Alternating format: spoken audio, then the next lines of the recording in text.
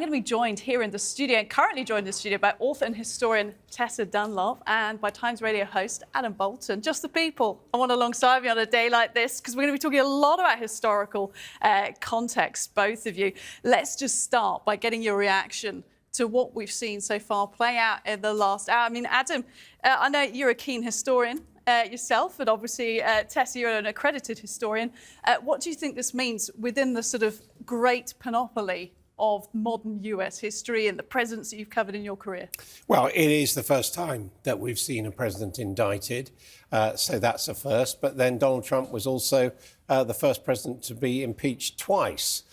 So the Donald Trump show continues.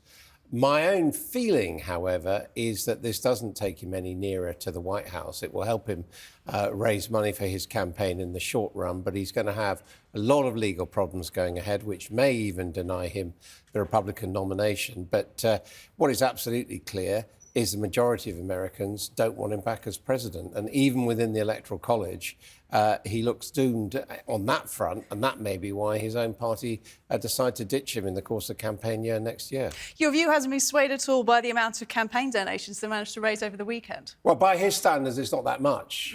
I mean, he's got 8 million, and you know, one of the sort of dirty little secrets of Donald Trump is that campaigning has always been a way for him to raise money. So he's continued to do that, but he hasn't built up the level of support which he had before, or the rate of donations. And indeed, if you look at the demonstrations in New York today, which he called for, I mean, they're pretty pathetic. That Congresswoman, Marjorie Taylor Greene, with her bullhorn, was pretty much drowned out and taken away. You mean you weren't convinced when she yelled out, he was Nelson Mandela and then Jesus? You weren't swayed by her rhetoric? Well, it doesn't matter about me. The crowd wasn't particularly impressed either. They all carried on waving their banners and pushing their own particular level. You know, we didn't see January the 6th today, did we? No, we didn't. But I think what we're looking at is something bigger, more systemic than Donald Trump. We're being briefly distracted by the giant kind of personality. But actually, the polarisation of American politics, what this has done to either side